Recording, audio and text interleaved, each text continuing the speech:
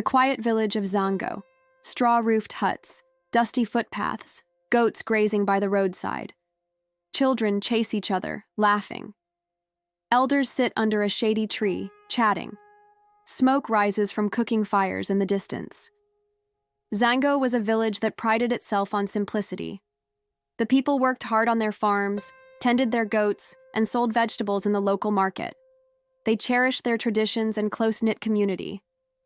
But behind the calm facade of daily life, no one foresaw the dark trade that would soon shake them to the core. Meet Salima. Poor and struggling, she yearned for a better life. While others toiled in their fields, Salima walked the village paths with a peculiar proposition: exchange old clothes, particularly worn-out shoes and undergarments, for shiny, new household items. At first, no one thought much of it. After all, Salima seemed harmless, offering bright plastic buckets, bowls, and plates in return for scraps of fabric. But fate had something else in store. Salima stands outside a cluster of huts. Villagers gather around curiously, eyeing the brightly colored plastic buckets and bowls stacked on the ground. Children giggle, trying to peek into Salima's sack. Salima, smiling but nervous. Greetings, everyone. Who needs a strong new bucket for fetching water? Or a bright red bowl for washing vegetables? Bring me your old clothes, especially underwear, socks, anything worn out, and I'll trade you something shiny and new. A few women glance at each other, intrigued. Woman 1, skeptical. Salima, are you sure it's worth it? This bucket looks valuable. Why would you take a ragged skirt or old shoes in exchange? Salima, shrugging. I have a buyer in the next town who collects used garments. He repurposes them, I hear. It's an easy way for me to make a small profit and help my neighbors get something new. Relieved by her explanation, the villagers start rummaging through their old belongings. A mother pulls out a tattered slip, a young girl hands over shoes with gaping holes, and, most notably, some hand-over-worn panties, thinking them worthless. Salima hands them shiny buckets, bowls, or plastic cups in return. So it began.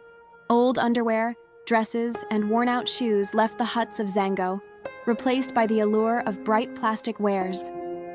Salima's bright grin masked the desperation in her heart, for she had made a dark pact with a mysterious buyer who offered her good money for a very specific item. Nighttime.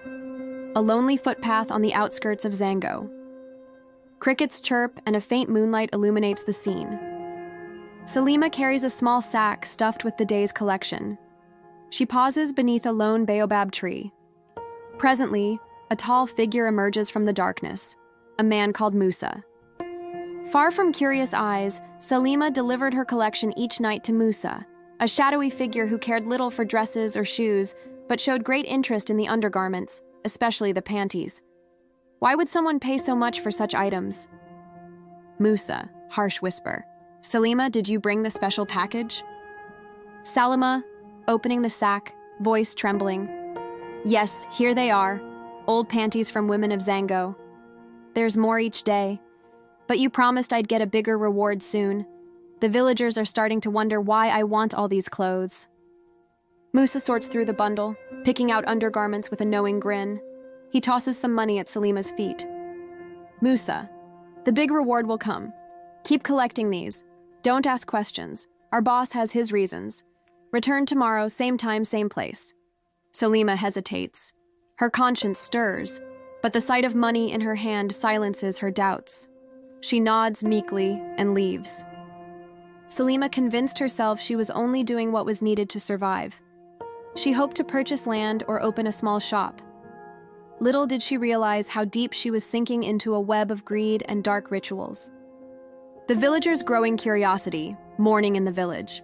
Some men repair a broken well cover while women gather around a communal tap. Conversations bubble up about Salima's odd trade. Man 1, hammering nails. Did you see Salima handing out another batch of shiny bowls yesterday? My wife gave her old slippers and, oddly enough, some old underwear. She only wanted them if they were used and worn out. Children pass by, carrying new plastic toys from Salima. The villagers watch with a quiet mixture of envy and suspicion. Whispers spread like harmattan winds, soft but persistent. But curiosity alone wasn't enough to reveal Salima's secret. It would take a bold soul and the stirring of darker events to bring the truth to light. Salima's increasing gains. We see Salima's hut. Inside, it's less shabby than before. New plates, a new mat, some nicer clothing for Salima. She counts a small stack of money, biting her lip as if wondering if it's all real. As the weeks passed, Salima's fortunes improved. She could afford decent meals and some minor luxuries. The villagers noticed she was dressing better, and though they congratulated her on her successful hustle, a few continued to doubt her story. Did a mere second-hand clothing buyer truly pay that well? Salima steps outside her hut, pausing as she notices a group of neighbors staring. She forces a friendly smile, but a flicker of worry crosses her face. Ominous clues surface. A woman named Aisha runs into the village square, panicked. Villagers gather around her. Aisha, breathless, eyes wide. My daughter woke last night screaming of nightmares. She dreamt someone was chanting over her clothes, calling her name. This morning she's feverish and trembling. I suspect foul play. Maybe the tales of witchcraft in the next village are true. The crowd buzzes with alarm. Village elder, raising hand for silence. Let us keep calm. We must find out if this dream is mere coincidence or something darker. Woman 3, anxious. My sister in a neighboring town said several young women have fallen ill after giving away certain personal items. It's as if a curse is placed on them. All eyes dart to Salima, who stands at the edge of the crowd, hugging her basket. Her heart races, but she tries to appear oblivious. In that moment, suspicion crystallized. People recalled how vigorously Salima sought panties, especially from younger women. They recalled how she always delivered them at night to some unknown party. Their trusting hearts began to fail them, replaced by dread. Musa's disturbing revelation, late at night again. Salima meets Musa under the baobab tree. This time, Musa is accompanied by another shadowy figure, taller, wearing a hood. The moonlight reveals the man's face partially, stern, cold eyes. Musa, pointing at Salima's new bag, show me. Salima opens the bag. It overflows with old undergarments. Hooded man, quietly, ominous. Perfect. Our ritual is nearly complete. Each panty or undergarment ties to its owner's life essence. Through them, we can harvest energy for our master's project. Salima gasps, realizing just how dark the situation is, but she's in too deep, and fear keeps her silent. Hooded man hands Salima a larger sum. Here is your final payment. By next full moon, we'll have enough items to conduct the ceremony. And you can wash your hands of it if you like, or continue if greed still gnaws at you. Salima trembles. She clutches the money, tears forming in her eyes. Salima, voice shaking. I never wanted to harm anyone. I just needed a better life. But I can't stop now. People would suspect me. They're already looking at me strangely. The hooded man laughs, a sinister echo in the night. Hooded man, then gather more. Time is short. Do not fail us. They vanish into the darkness. Salima stands there, devastated by the realization that she is a pawn in a horrifying ritual. The village confrontation, morning. A restless hush falls over Zango.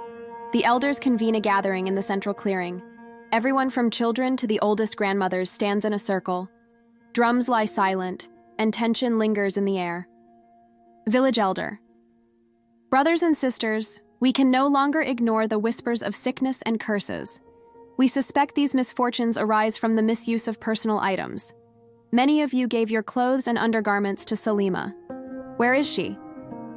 The crowd parts, revealing Salima, trembling, a bag clutched at her side. She tries to maintain composure. Elder, stern voice. Salima, what do you do with these items? People have fallen ill, had nightmares, and speak of dark forces. Explain yourself now. Salima stammers, searching for words. She sees the fear and anger in every face. Salima, I didn't know. I thought they were being recycled or sold in another town. I only took them because... Before she can finish, Musa suddenly appears at the edge of the clearing, flanked by two men. The crowd recoils. Some men brandish hoes or walking sticks, ready to defend themselves. Musa steps forward, arrogance in his stance. Musa, foolish villagers. You think you can stop what has been set in motion? Salima works for us, for a powerful entity who demands certain personal items to harness their energy. We offered her money and she obeyed. A collective gasp rises. Women hold their daughters close, men grit their teeth, and the elders exchange worried glances. Resistance and repentance. Suddenly, a group of courageous villagers steps forward, young men and women, some armed with farming tools. They surround Musa and his cohorts. Young man, angrily, we will not allow you to use our families for your evil rituals. Musa tries to retreat, but it's too late. The villagers grab the men. Meanwhile, Salima collapses to her knees, weeping. Salima crying, "Forgive me. I only wanted to escape poverty. I had no idea it would cause such harm. Please, don't hurt me." Village elder, voice heavy with sorrow. Salima, you have betrayed our trust. You must confess everything. The police from the nearby district will handle these men.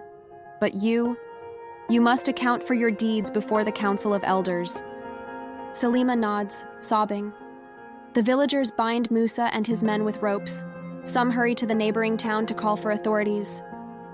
In a single morning, the dark business was exposed.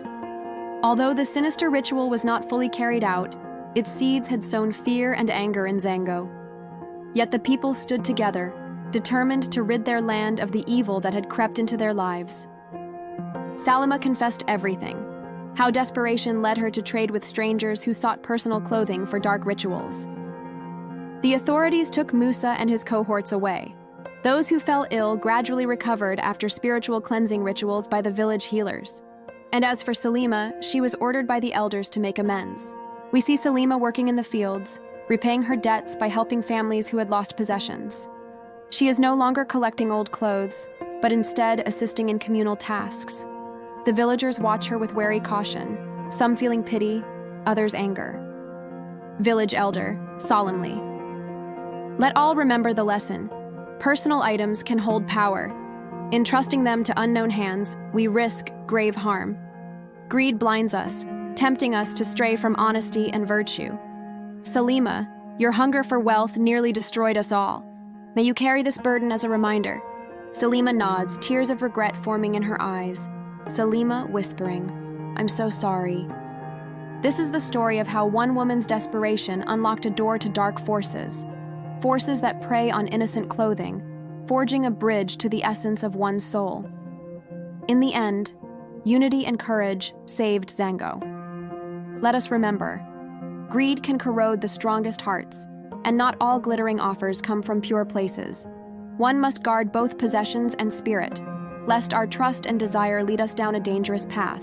Moral of the story, greed and desperation can open the door to malicious influences, endangering not only the individual, but the entire community.